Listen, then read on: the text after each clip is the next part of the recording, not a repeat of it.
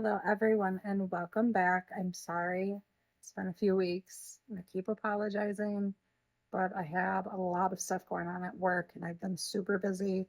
So, no sicknesses, but super, super busy. I hope you all have had a few nice couple of weeks that I have been away. I am excited. Today, I'm going to take you on more of a vlog style video to Canandaigua, to the Sonnenberg Gardens and Mansion State Historic Park, and also to Canandaigua Lake.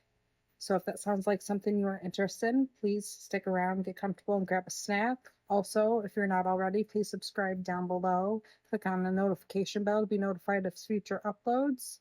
And let's jump into our day at Canandaigua. We're going to start this video with a little history of Sonnenberg. It was the summer home of Frederick Ferris and Mary Clark Thompson. Their primary residence was in New York City, where Frederick was a founder and lifelong director of the First National Bank of the City of New York. The bank he helped establish is now Citibank.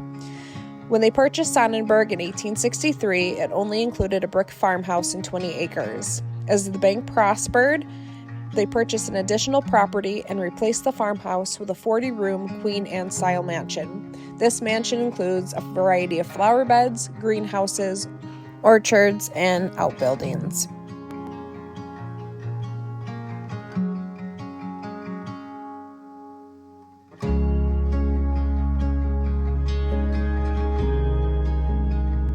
First is a look at the greenhouses.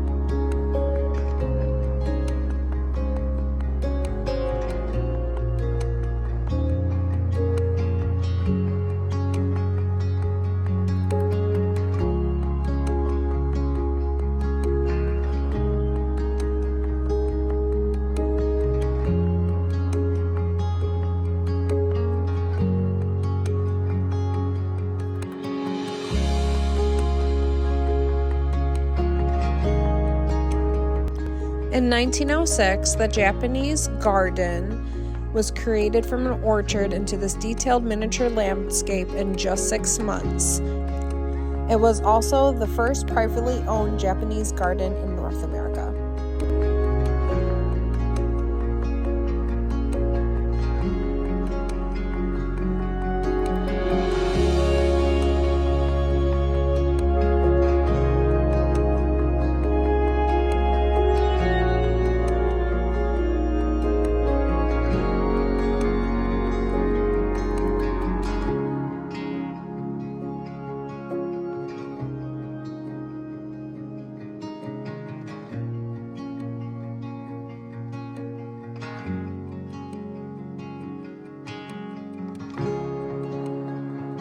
Next, we visited the swimming pool known as the Roman Bath.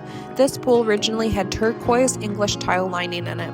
Across the way are dressing rooms and restrooms, and the adjacent square brick building next door was the boiler house where water from Canandaigua Lake was filtered and heated for the pool. Next, we visited the Italian Garden. This was the first of the existing gardens to be built. It is closely related to the mansion and has its own central pathway in line with the doors of the library. Brownstone matching the mansion was used for the garden walls and balustrades.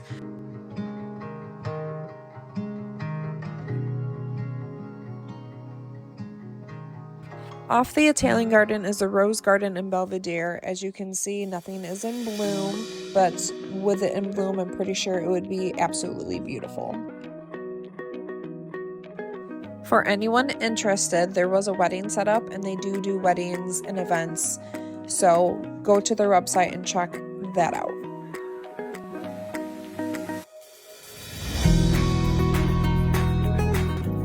A little more history on Sonnenberg.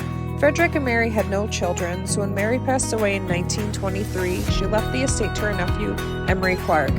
In 1931, Emery sold Sonnenberg to the U.S. government and the new Canandaigua VA hospital was established. The hospital was built on the adjacent farmland and the mansion was converted to nurses and doctors' housing. In 1973, the nonprofit organization Sonnenberg Gardens obtained title to 52 acres of the original estate and opened Sonnenberg's gates to the public. 32 years later, in 2005, the historic Thompson Estate became the 5th state historic park in New York State. As we go through the mansion, what was going through my mind when I found out they had no children was, why do we need a 40-room mansion? But to each their own.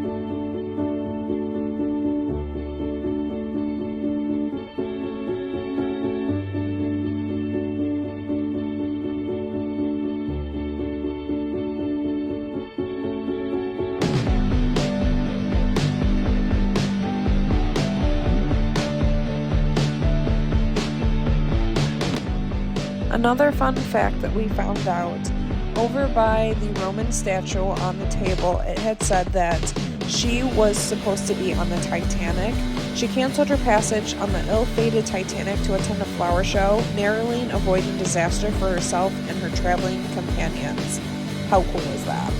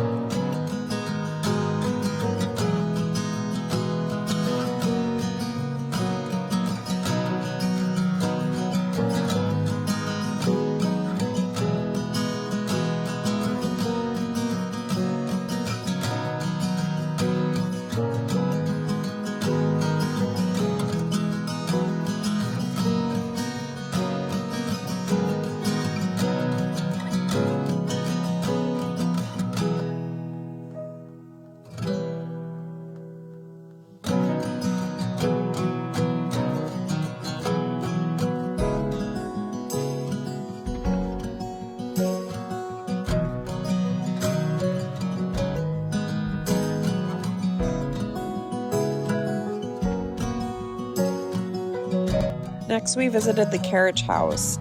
To my amazement, the carriages were a lot smaller than I thought they would be.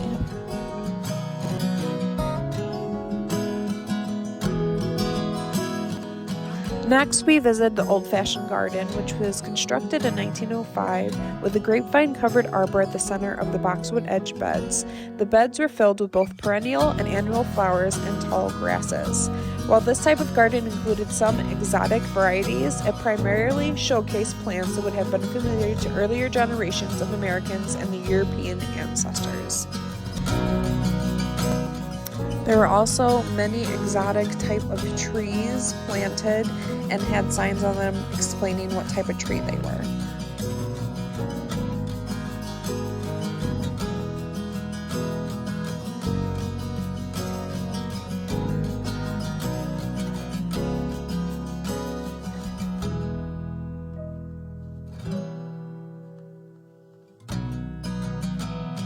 Then we went to Fire on the Main for some lunch.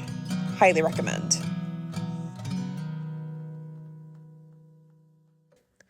To end everything off, we took a walk around Canandaigua Lake. Now that I know that they have vacation rentals, I will be going back one of these weekends to stay for the weekend.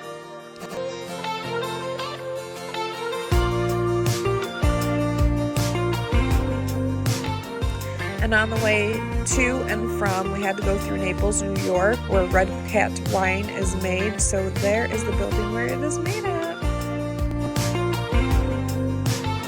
And that was the video. I absolutely loved the estate and gardens. Was an absolutely beautiful place, as you can see in the video. And the lake's always nice to go to.